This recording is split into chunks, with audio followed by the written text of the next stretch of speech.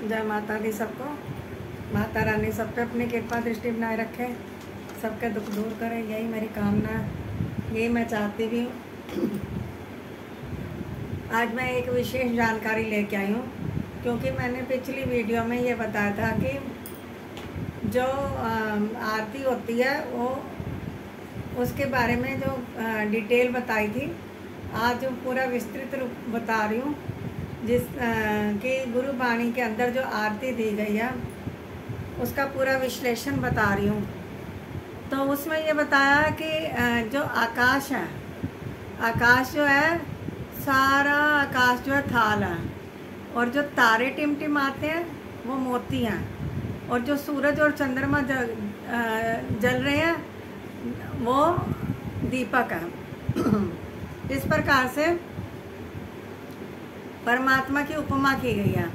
और ये जो आरती लिखी थी, ये गुरु नानक देव जी ने लिखी थी। गुरु नानक देव जी ने ही बनाई थी ये आरती, ये खुद बनाई थी गुरु नानक देव जी ने।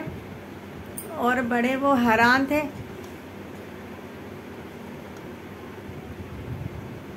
तो उसके बाद क्या हुआ, उन्होंने ये बताया कि ये जो हवा चल रही है ब्रह्मांड में, जो हवा ठंडी ठंडी चल रही है, ये परमात्मा को चंवर डुला रही है। और कितनी अच्छी बात है कि हवा जो है परमात्मा को चंवर डुला रही है। और जो पहाड़ों में से चंदन की खुशबू आ रही है, जड़ी बूटियों की खुशबू आ रही है, वनस्पति की खुशबू आ रही है, वो धूप है। हम धूप जलाते हैं, आरती करते हैं, तो दीप जलाते हैं, आरती करते हैं, अपने देवी देवताओं की आरती करते हैं, धूप दीप जलाते हैं, फूल चढ़ाते हैं। तो कहते हैं जो प्रकृति ने फूल बनाए हैं, ये परमात्मा को खुशबू दे रहे हैं, खुशबू दे रहे हैं परमात्मा को। और वो क्या कह रहे हैं कि जो परमात्मा को खुशबू दे रहे हैं फूल, उसके बाद कह रहे हैं कि अनहद नाद बज रहे हैं। अनहद नाद का शब्द पूरे संसार में गूंज रहा है, और उससे परमात्मा को से मिलने का एक रास्ता बनता है। अनहद नाद जब हमारे अंदर गूंजते हैं तो आत्मा और परमात्मा का मिलन हो जाता है, उसमें कोई भेदभाव नहीं होता। फिर इंसान और जो हमारा मन है परमात्मा में विलीन हो जाता है, एक हो जाता है। तो इस तरह की स्थिति हो जाती है। उन्होंने कहा तेरी, परमात्मा को कह रहे हैं कि तेरी सहस्त्र आँखें हैं, मतलब हजारों आँखें हैं, पर तेरी आँख भी कोई भी नहीं है। तेरे हजारों नाक हैं जिससे सुगंधी महसूस होती है, परंतु तेरा नाक भी कोई भी नहीं है। तेरे हजारों पैर हैं, परंतु तेरा पैर भी कोई नहीं है। मतलब कि सब कुछ होते हुए सब कुछ भी नहीं है, कुछ भी नहीं है, इसका मतलब ये बताया उन्होंने।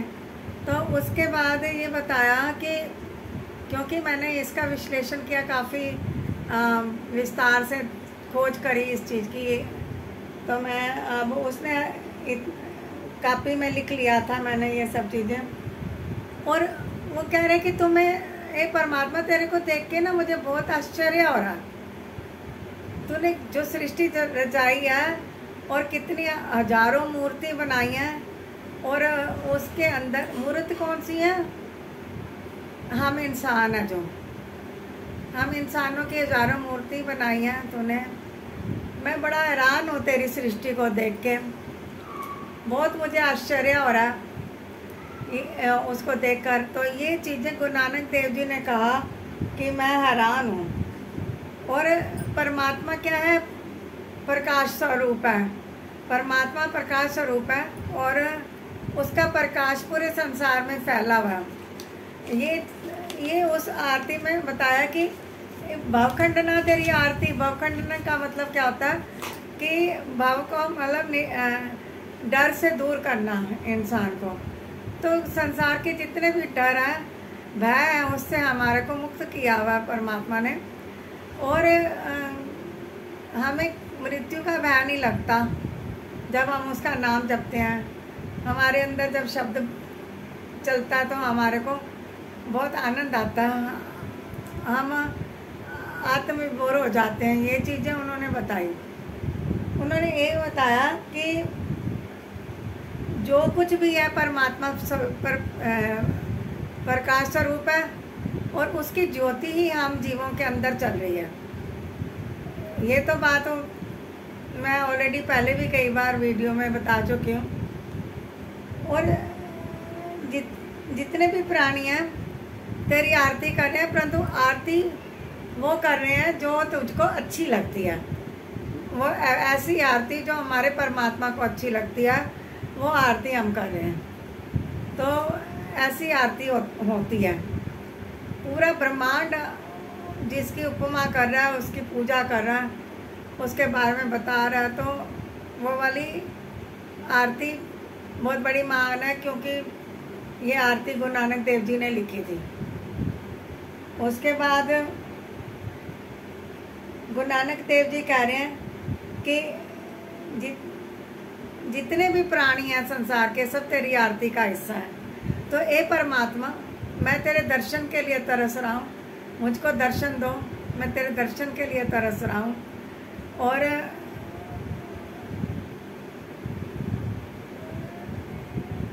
एक ऐसा वक्त आता है जो मैं बता चुकी हूँ इसके अंदर जो लिखा हुआ, परंतु जब हमारा मन परमात्मा में लीन हो जाता है, आत्मा परमात्मा के अंदर लीन हो जाती है, तो उस सिचुएशन में हमारे अंदर एक ऐसा शब्द गूंजता है जिसको बोलते हैं अनहद नाद। अनहद नाद जब